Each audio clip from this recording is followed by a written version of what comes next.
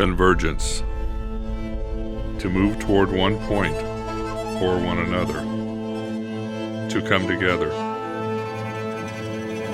For us, every moment, every second, every tick, we the bride and Christ, move toward convergence.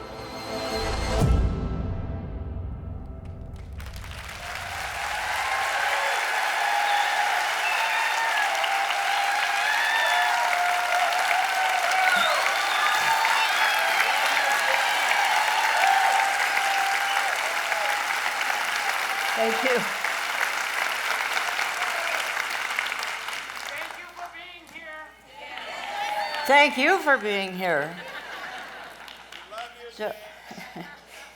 So what did you think the last days would look like, huh? Did you think they'd be a picnic? No, I know you didn't. I'm not sure we thought they'd be quite like they are. Let me just make a few comments, very few, before I get going.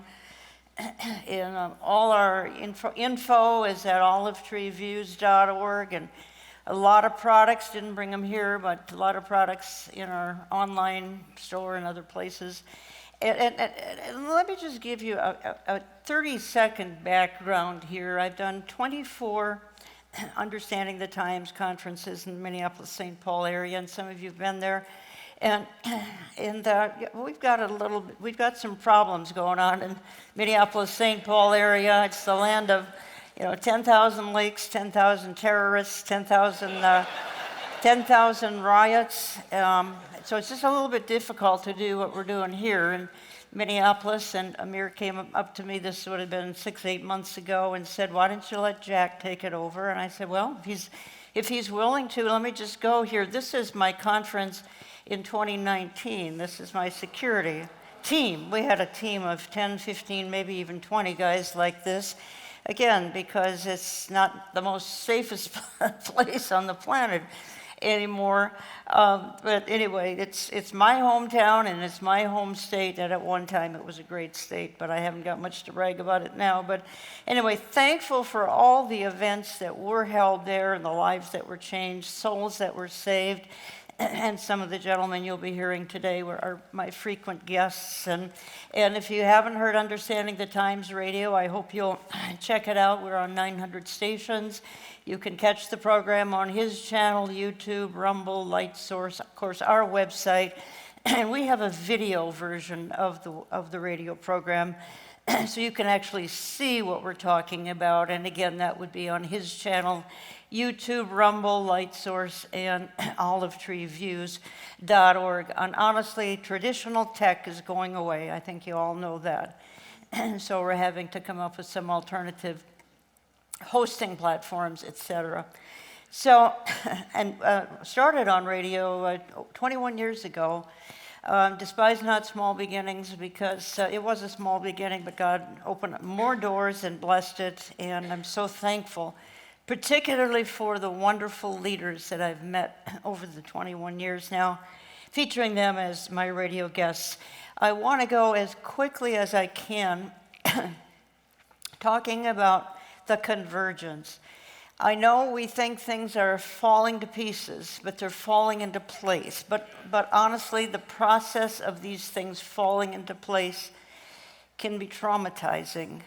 But I hope if we can see it from a biblical perspective, you won't see it as traumatizing. You'll actually be excited about some of the things that are happening, but they're not pleasant.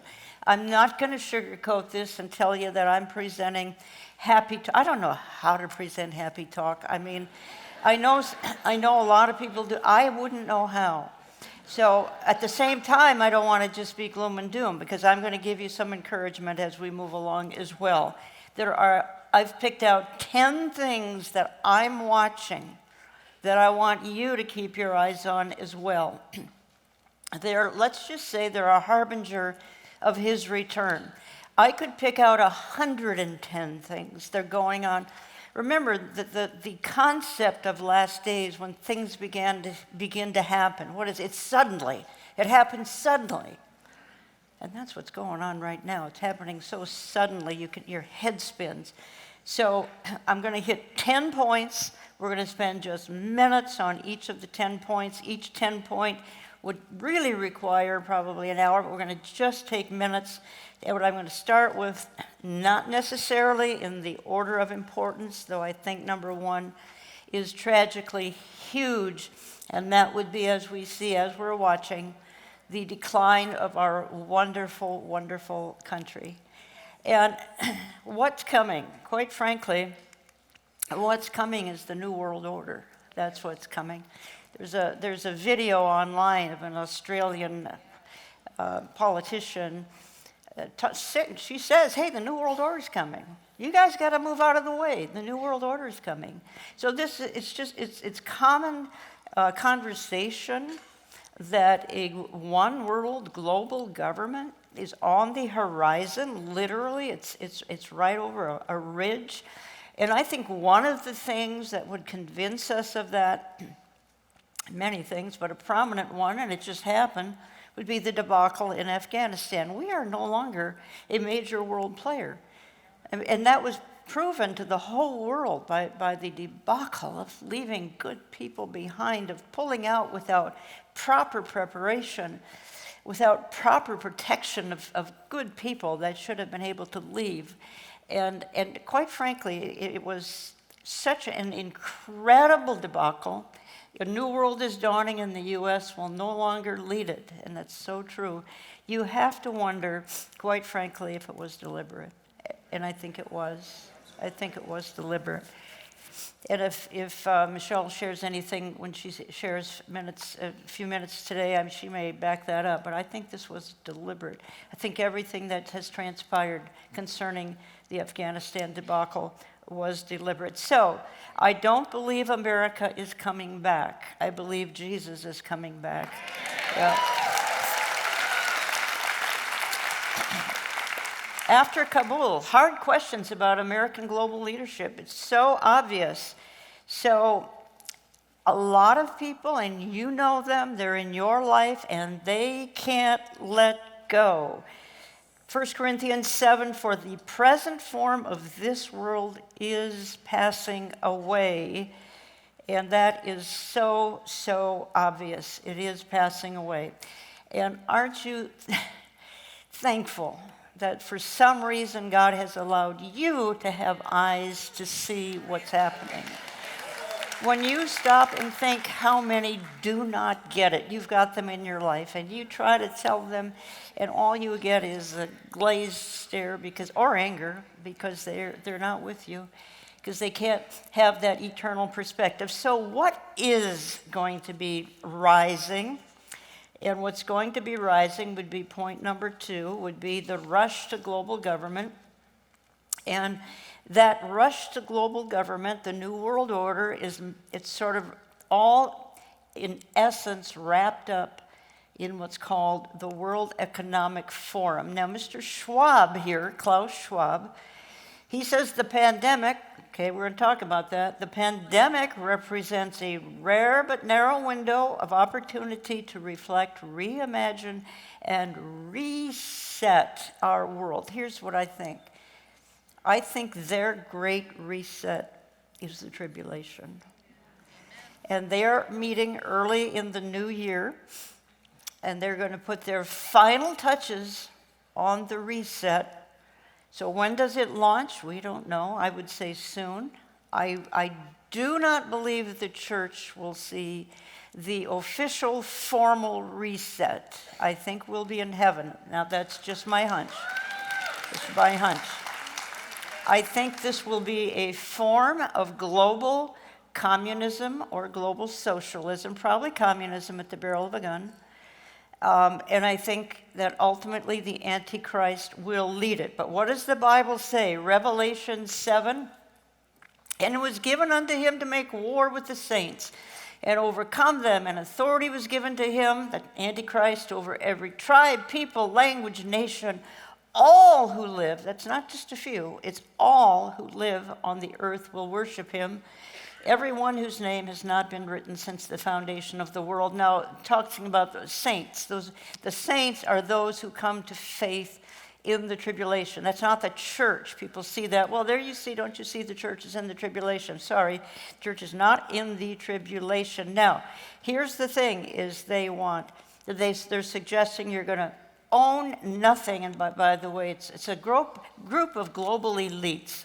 It's the Bill Gates of this world, the other power players of this world, and their slogan is, "You'll own nothing and be happy." Well, is that not global Marxism? I mean, the Antichrist will not allow us to own anything, but we'll be happy. I'm going to let them talk about it in their own words. There's a little 1-minute clip here.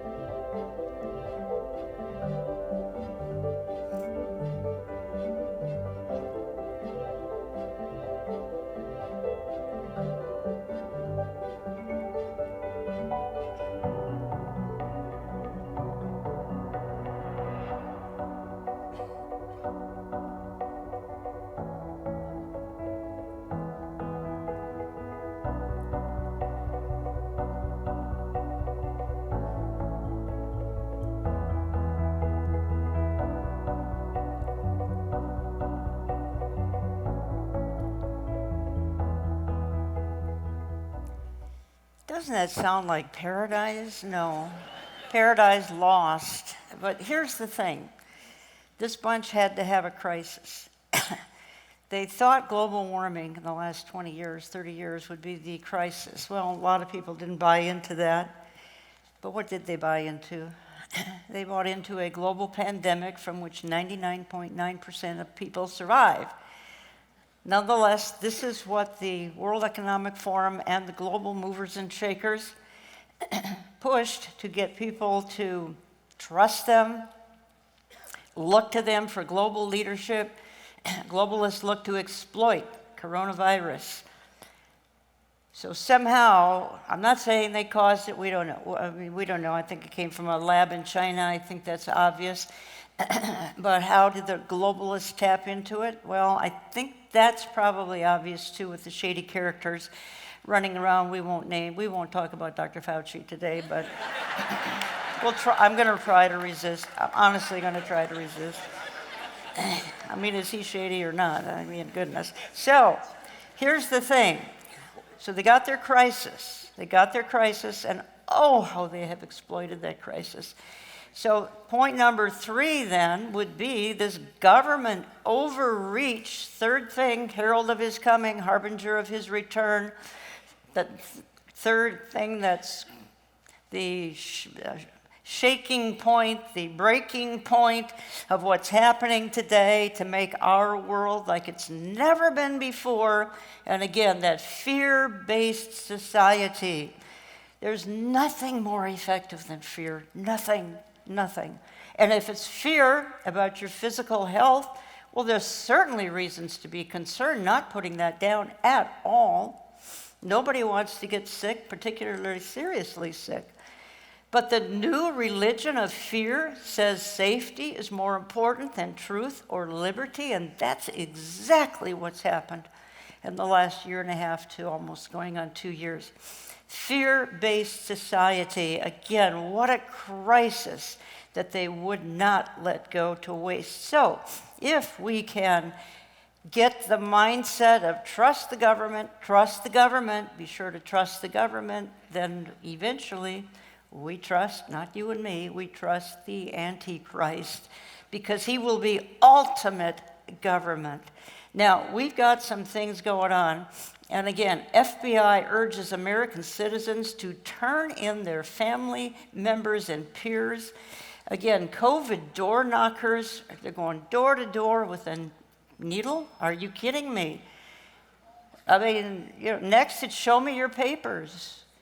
Almost feel next it's where's the Warsaw Ghetto? I'm not trying to compare this necessarily to the Holocaust, but I'm saying that the mindset is totally, completely off the chart crazy. Vaccine passports, are you kidding me? Even famous leftist Naomi Wolf, our ardent leftist activist, has said, stop this madness. Stop these passports. Stop these mandates. If a leftist is saying that, some have their eyes open and some can see this is a totalitarian takeover. How did you like being scolded by our president the other day? Yeah. So here's my thought: is again the reset. Again, this overstep of the government is tribulation-esque. It's a word I made up. It's tribulation-esque. It's setting the stage for what's coming. And we need to see it as exactly that. Again, global warming did not work. A pandemic did. And the message is, trust what the government has to say. If you'll trust the government, you'll stay well. That's the message that's going on. All right, just a couple more pictures here. HHS Secretary, U.S., and we got a lot of countries watching, but he says it's absolutely the government's business to know which Americans are not vaccinated. Really? No, they might have done that in Nazi Germany, but this is America. Vaccine mandates are lawful? No, they aren't. Our Constitution doesn't allow it. I'm sorry, you're violating the Constitution, Mr. Democrat Party. You are. You're violating our Constitution. And Australia, we're watching, look, we're praying for you, okay, Australia? You're virtually under lockdown. You're virtually under siege. The military is rolling into parts of Australia. They've lost their freedom. There's a video out there of an Australian leader. If you want to take a drink, you take it with your mask on. Well, how insane is that? Okay, up is down, black is white, good is evil, evil is good. So they've lost their minds, and it's part of the plan. It didn't just accidentally happen. It's part of the end time scheme, if I can say that. Point number 4, just spend a minute here, and that would be this creation that is groaning. And that's hard to watch, and it quite frankly breaks my heart. But I think the thing that's been so obvious to me here in the last, probably 20 years or so, is that the aberrations that are birth pangs, that are end-time birth pangs, are all blamed on man. Man caused whatever, global warming, man caused, you name it. And it's not coming from man, folks. It's coming from God, okay? And some of the weather information, this is a headline: frequency and intensity of extreme weather surprises even climate scientists. This is apocalyptic, right out of the Bible. Frequency and intensity is getting worse. Apparently the summer of 2021 was the hottest summer ever recorded.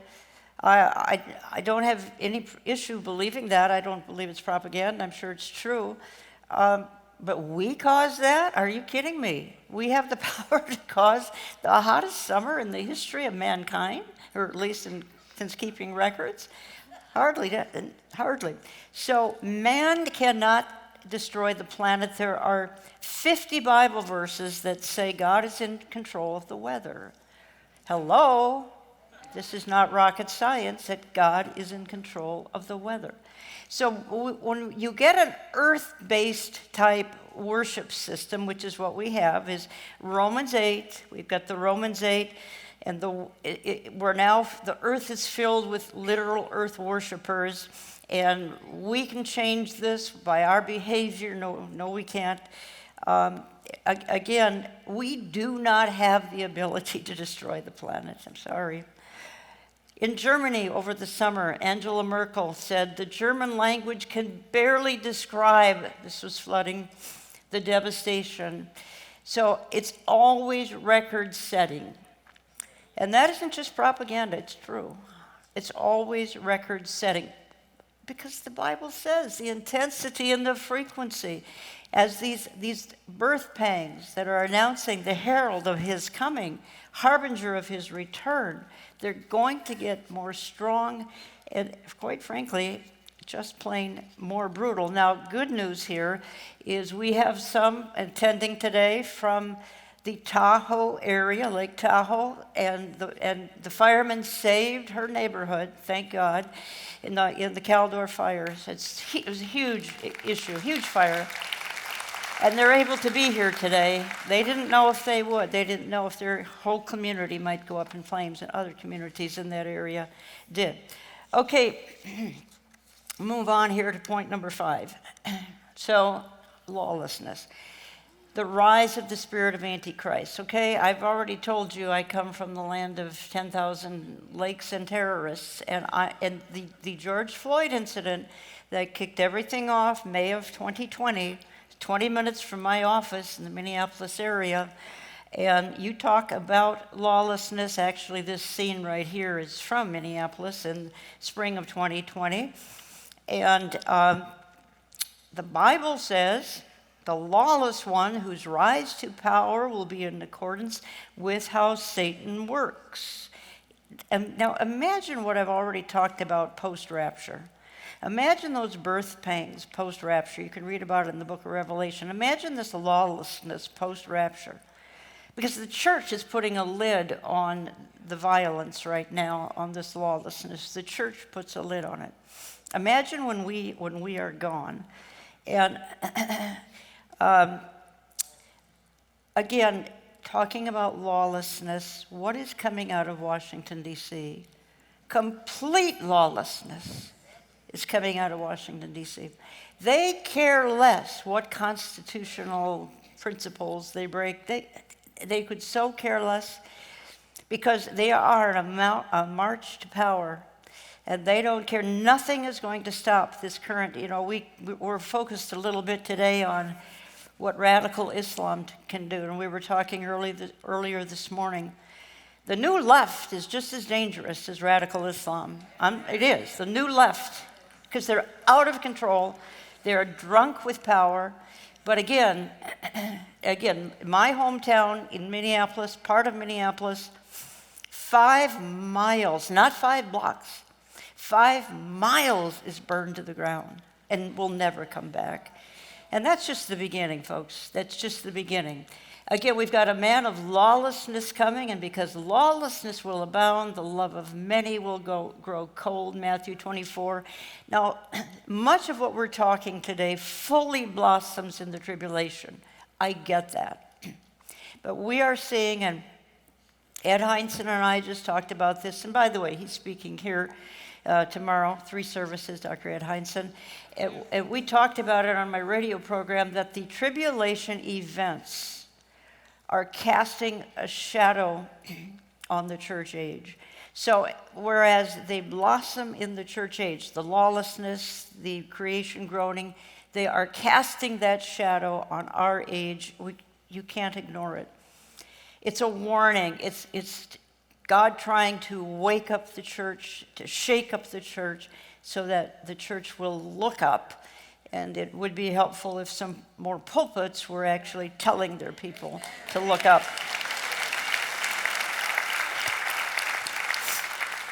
So the man of lawlessness, and I talked about this on air with, I believe, Mark Hitchcock and Ron Rhodes. The man of lawlessness, we believe the devil has always had someone ready to go. Always, every generation, because the devil himself doesn't know when he can certainly see the important signs. He saw the rebirth of Israel, and that obviously made a connection. Things began to speed up. So he has had someone waiting in the wings at all times, I fully believe. Okay, let's move on to point number 6. Things that would be a harbinger of his return. Again, none of these necessarily pleasant to consider. All of them kind of on overdrive, so to speak. We could have talked about them 10 years ago, sure. But not to the degree things are happening now. The intensity of all of these things. And then you've got this kooky rise of this Romans 1 mentality of reprobate mind and delusional thinking. If there's one word you take home this weekend, may it be delusion. Because the whole world and much of the church is lost in delusion. They're thinking in a delusional way. Let's just unpack Romans 1 for a minute.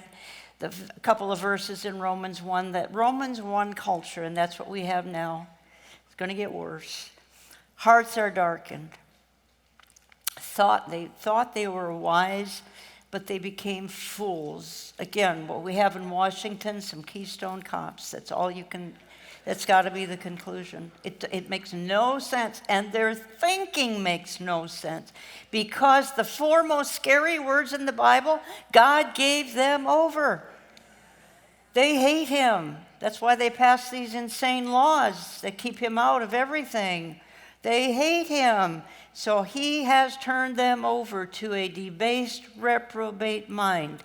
Up is down, black is white. Evil is good, good is evil. And they were filled with unrighteousness. And then they produce things like this kind of thinking. Just a few more points here. So, again, 58 gender options, and Facebook and BBC films teach children of 100 genders or more. And, there was a time, it was called the days of Noah, when God said enough, and he looked at the aberration during the days of Noah. Hey, there were only 8 righteous people in the days of Noah. And there were likely billions of people on earth who somehow got their thinking polluted. And he's looking at things today, drag queen story hour, you name it, and he's saying to himself, you know what, enough's enough. I'm taking my church out of here so we don't have to see this any longer. And I believe, honestly, any day, again, this transgender insanity, I'm calling it what it is. I know a certain political party wants to celebrate this, but this is just one more reason why God is going to say, as he did in Noah's time, enough is enough. I've seen enough. I've had enough. I've given man the will to choose what he wants to do by way of behavior and lifestyle choice, and this is what you want to celebrate. Then, as I provided the ark for Noah, I am providing the rapture for the church. And I do believe, again, that is imminent. He will say eventually, enough is enough. Let me just spend a couple of minutes here, and I'm going to play a couple of videos for you. This technology and this rise of artificial intelligence, let's be honest, there's got to be mark of the beast technology. Quite frankly, you have it in your home. You probably have it in your back pocket or in your purse. It's everywhere. I mean, it's sophisticated technology. It gets the gospel around the world in a click of a mouse. Praise the Lord for that. But the Antichrist empire has to be run in a sophisticated way by something, and it will be this new AI, artificial intelligence, sophisticated technology where we're being monitored 24/7. And I want to introduce you, and some of you may already know of this, and spend this just a little 1-minute video, and that's the giant. Yeah, somebody caught it down here. the giant is very suspicious. I am not being sensational. I don't like sensationalism, but I cannot help. You can't miss this. It could be. I'm not saying there's Antichrist significance to it. There could be. There could be. The Antichrist is going to have an image of himself all over the world. And now the giant has come along in the last year, this current year. It's visiting cities all over the world, and it's going to take on the image of anybody, musicians, actors, politicians. Here we go. People of the world, welcome to the giant. The visitor attraction for the 21st century. The world's tallest moving sculpture. It speaks and sings. Hi, pleased to meet you. The world's largest selfie. Visitors are scanned and instantly become a giant.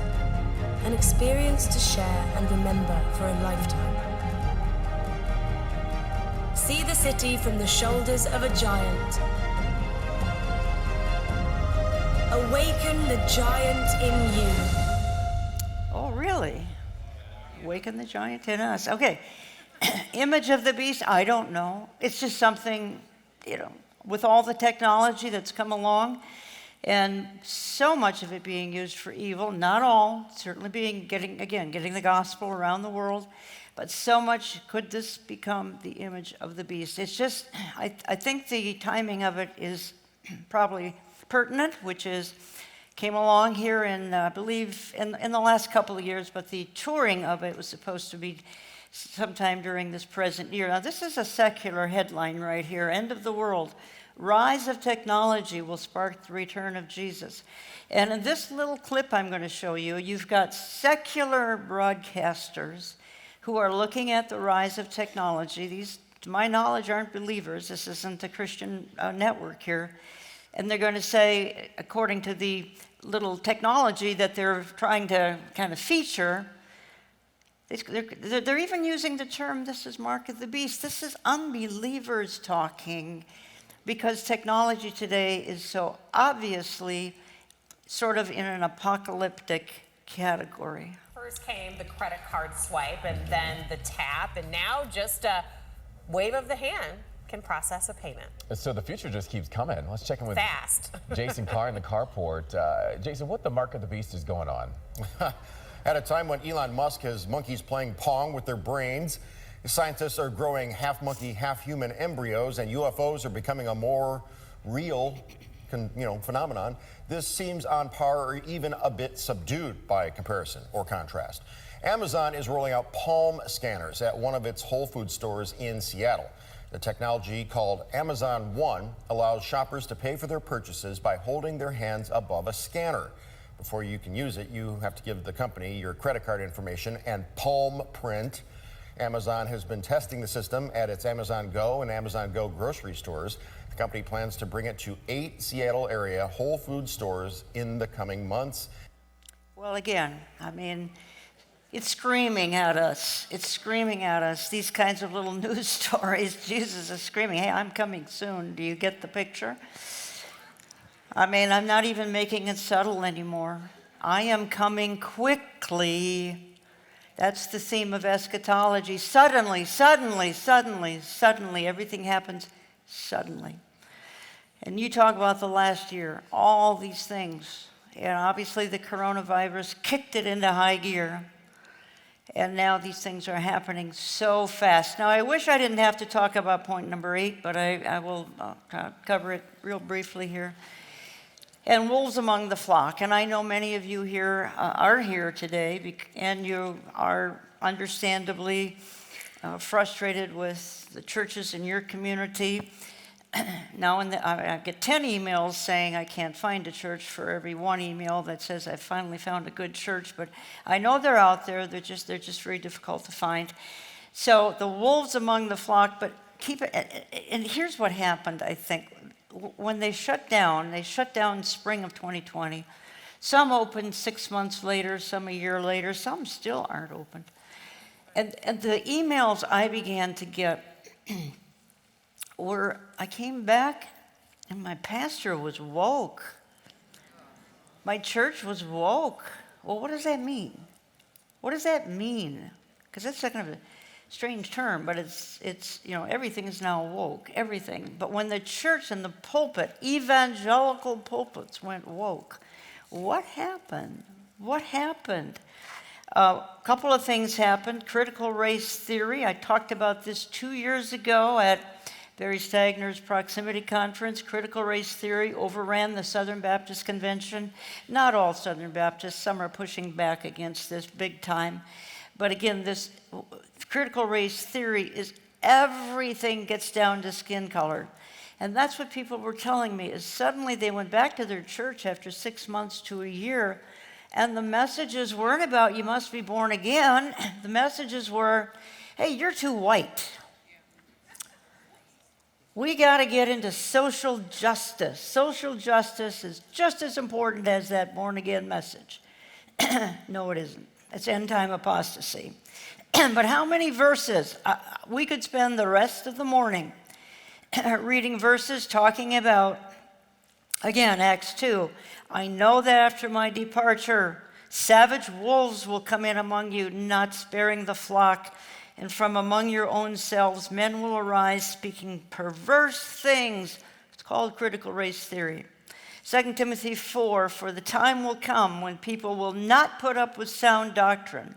Instead, to suit their own desires, they will gather them a great number of teachers to say what their itching ears want to hear. So social justice and critical, that's two things, but there's so much more. This requires really an hour-long message, and maybe someday we'll do that. And by the way, I say the church has left the building. The people have not left the church. The church has left the building in many, many cases. Obviously, there are exceptions. You're sitting in the sanctuary of a place that is the exception. I think they just baptized 3,000 people here. Yeah. But another movement that has me terribly troubled is called the New Apostolic Reformation. And just let me spend an extra minute or two on this. It's experience over the Bible. It's new revelations that are all important, not the preaching verse by verse. It's signs and wonders over sound teaching. And by the way, I'm not suggesting that God can't do signs and wonders today. He can do anything he wants. He can heal. He healed me, or I wouldn't even be here. He healed me. That's 20 years ago. So God is in the business of doing wonders, not putting that down. But when you take it to the degree that these NAR people do, it becomes very, very troubling.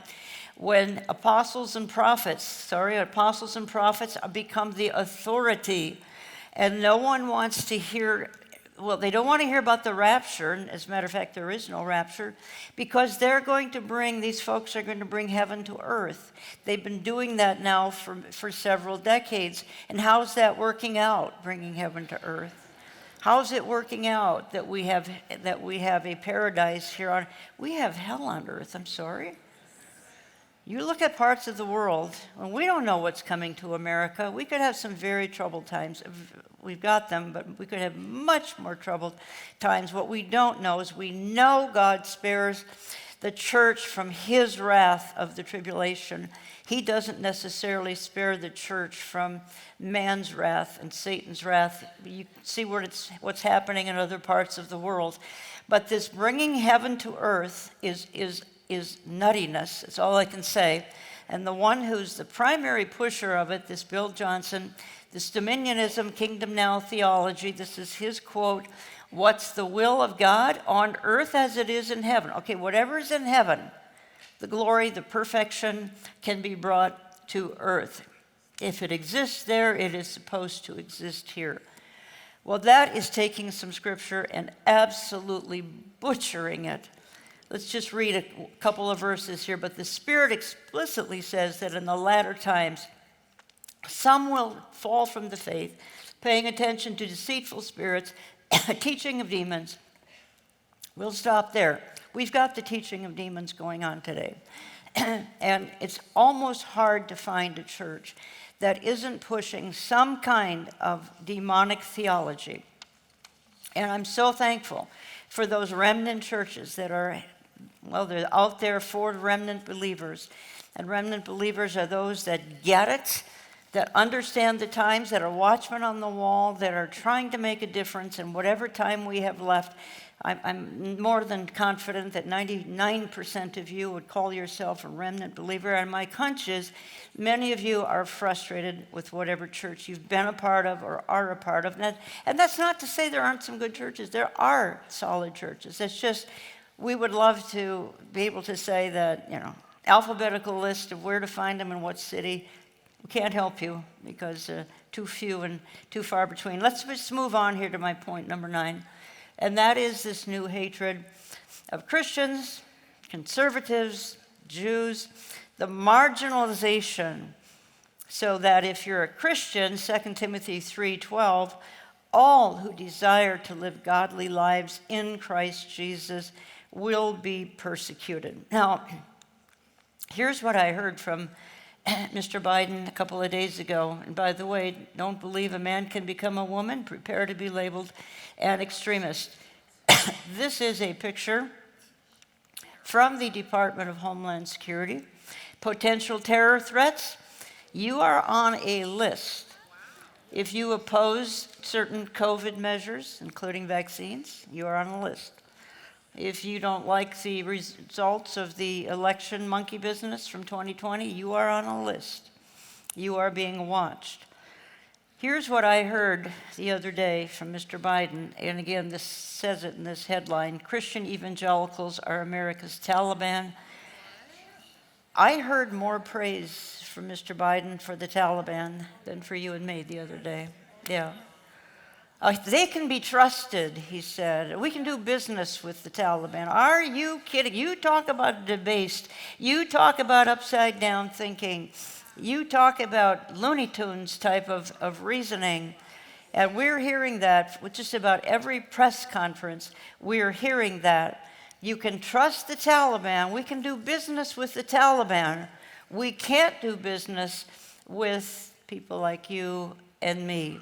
This is this Joy Reid. She says, a true cautionary tale for the U.S., which has our own far religious right, dreaming of a theocracy that would impose a particular brand of Christianity, drive women from the workplace and solely into childbirth, etc. Well, you bet. I'm waiting for a theocracy. I'm waiting for the millennium. I'm happy to say I'm waiting for King Jesus to sit on the throne in Jerusalem, because nothing's going to work until that happens.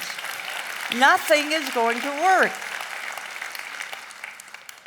And now I find there's a new subcategory of people, the persecuted, and that would be those who choose, for whatever reason, they have natural immunity, whatever, to not have a vaccine. We are now, they're coming up with the Warsaw Ghetto. I mean, it's truly terrifying in the natural, and whoever would have thought. But we go back to the World Economic Forum. We go back to the World Economic Forum, and if you can scare people sufficiently, scare them about the virus, you'll have them in the palm of your hand, and you can convince them to do anything the government says. And the New World Order and the Antichrist will then take over, and will be able to manipulate them in a brilliant, brilliant way. Again, it says in John 15, if you were of the world would love you as its own, but because you are not of the world, and folks, you're not, I chose you out of the world. Because of this, the world hates you. And do understand this, the world does hate you. Amen. That's why you need each other, okay? You need each other. And you need to be in some kind of a fellowship. Online only is not going to do it. You supplement all you want online, but you need to be somewhere where there's fellowship. You need to be encouraging, Hebrews 10, encouraging one another. And all the more as you see the day drawing near, because as you see the day drawing near, which it is, society is going to decline, and then collapse. So you need to be, well, encouraging one another. Persecution of Jews, anti-Semitic TikTok hate up by 912%. hatred of Christians, conservatives, and Jews. We are the new Taliban. And anti-Semitism now has an academic mandate. So those are 9 things that I see happening kind of just with lightning fast speed. Again, key to the end time, suddenly. It happens suddenly. Behold, I come quickly. Everything suddenly. It started out slow. Who knows, 50 years ago maybe? Probably at the birth of Israel, 1948, so that's some 73 years ago. And then everything went on overdrive, particularly starting perhaps some 40 to 50 years ago. Everything went on overdrive. So my last point here of things that are all falling into place, they're falling into place. Again, not falling to pieces, but falling into place, all lining up perfectly. Again, we could look at 110 things, and so I try to narrow them down and keep them simple so you can just remember some bullet points. And my understanding, and by the way, is, well, we'll have DVDs at this event, and I'm sure Calvary Chapel has them as well. So if you want to get them, they won't be ready until they're edited, but get a hold of them. You can go to my website and check out what they have here at Calvary Chapel. Would be Mideast instability. Now, again, I'm going back to what happened here summer of 2021. And I think some people think Afghanistan, that's, some people there have a 7th century mindset. Well, the terrorists have a 7th century mindset. But thanks to America, we brought this country into the modern times, not the Stone Age. So it's a country that, my goodness, how we invested in this country in a very positive way. Plus, we invested the lives and limbs of a lot of soldiers. So how does it play out in the Bible? And I think that's what I want to emphasize here. And we know that there's coming this Gog-Magog war. And for those of you who can see the detail on this map, you'll see in sort of light green Magog, Gog from the land of Magog. We've got Rosh, and that's Russia, and then we've got some Persia, that's Iran. And we've got Put, which are some North African countries. And Turkey is going to play a major role, but this Magog would be the stands. Afghanistan, Tajikistan, Kazakhstan, Uzbekistan, that's Magog. That's the useful idiots for the Russians. The Russians will have the stand countries be the soldiers to invade Israel, in the mountains of Israel. And now we've got them all lined up. We didn't have it. You think that would happen with U.S. troops there? Never. But now it's gone back again. The terrorists are 7th century mentality, but the 7th century mentality has the finest weaponry on the planet. $85 billion in the finest, most sophisticated. Oh, what does Ezekiel 38 say about that? And 39. Weapons. The weapons that are going to be a part of this Russian invasion. Why? The Bible talks about the weapons on the mountains. As a matter of fact, the Israelis are going to be burning them for 7 years, which makes the timing of Gog-Magog come into question, and maybe we can even talk about that in the Q&A. That means really Gog-Magog could happen tomorrow. And if it does, oh my goodness, get your rapture robe dry cleaned, because there's no time left. No time left. Yeah. Even the Taliban were shocked at how easy it was to take this over. So the world was completely destabilized by this nation that hardly was a nation until America came along 20 years ago. America gave them the cell towers. So, I mean, until America got involved, it was a backward, no question, it was a backwards nation. It's not now, particularly with that weaponry. So this is just a little aside here. This is the flag that flew at the Kabul embassy. Is this ultimate lunacy or not? This is leftist lunacy on display. You're looking at leftist lunacy. They fly the flag of the homosexual movement in a hardcore Islamic country. Any wonder some of these Muslims went insane when they saw something like this at the U.S. Embassy in Kabul. So what else? Other biblical significance from Afghanistan. I'll probably stop with this. This is Naftali Bennett, Prime Minister of Israel, but the quote is, former Israeli ambassador warns, fall of Afghanistan shows Israel must rely on itself. Again, Ezekiel 38:39 says that. It says, well, some nations are standing aside saying, hey, what are you guys doing? What are you invading Israel for? But they don't get involved. America doesn't get involved. I really believe were Donald Trump president and this war were to happen, he wouldn't stand by and do nothing. I don't believe he would. But in his absence, we have an administration that's, well, happy to let Israel go up in flames. Happy to. Might even try to light the fuse because the left now are haters. There was a time when some of the left in Washington stood by Israel. Not anymore. Not anymore. Those days are long, long gone because a certain political party is practicing how they're going to welcome the Antichrist. They're practicing on a daily basis. Now, I want to do one more thing. I want to just give some Bible verses, and then I want to close with something that someone has written that I think will be encouraging and inspiring to you. Because, see, we have the ultimate good news, and that is the King is coming. Jesus is coming any day. He may come before I finish here, and some of you are saying, oh, that'd be a good idea, Lord. Come back. Cut her off, please. We got leftists watching, and they're saying, boy, I hope that Jesus she's talking about comes back and gets her out of the pulpit. Okay, Psalm 37, a few verses that I'm going to close with a little reading here. Fret not yourselves because of evildoers. Be not envious of wrongdoers, for they will soon fade like the grass and wither like the green herb.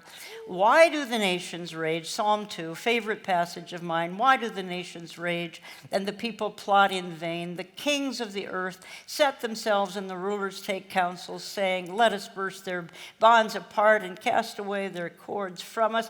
He who sits in the heavens laughs. Just get a picture of that.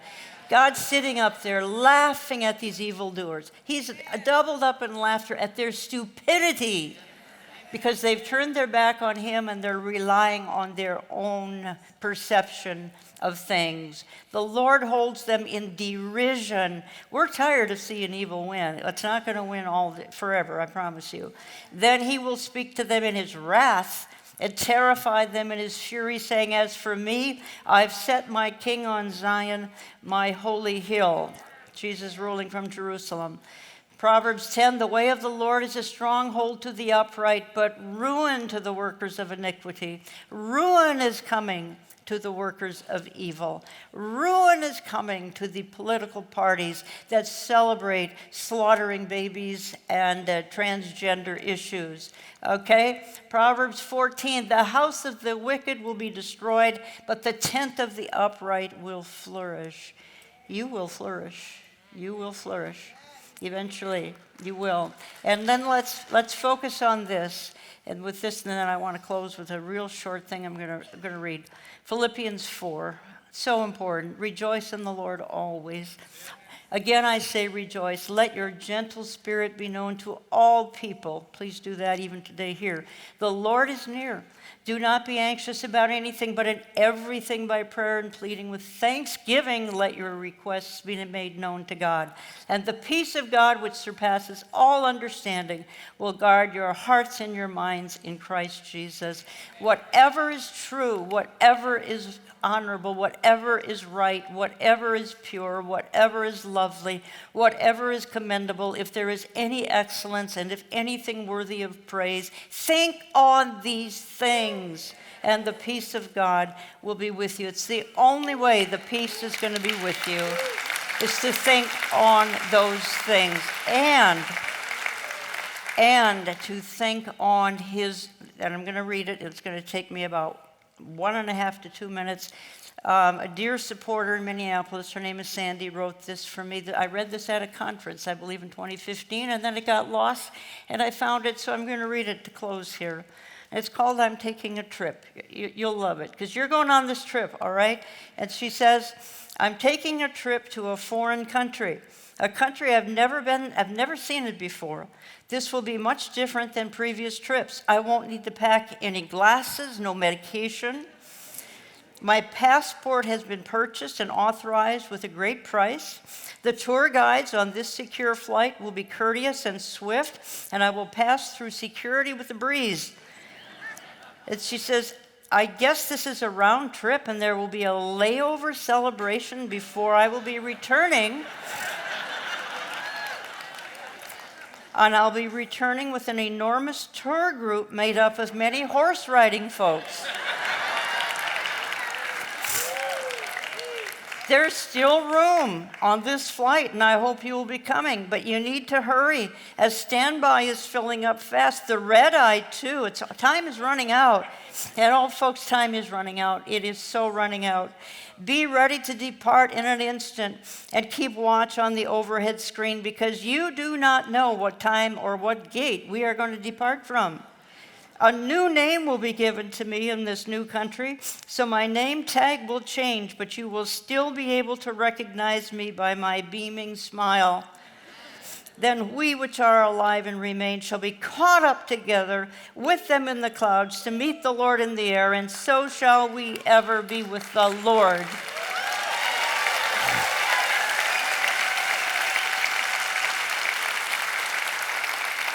Now listen, I close almost every presentation with this slide because it's profound. This little lion cub says, look, he's just facing the whole world and it's overwhelming him. And I thought about quitting, but then I noticed who was watching. Hey, the Lion King is by his side. Well, the Lion of the tribe of Judah is by your side. You can't quit. You can't quit. God's new world order is forming.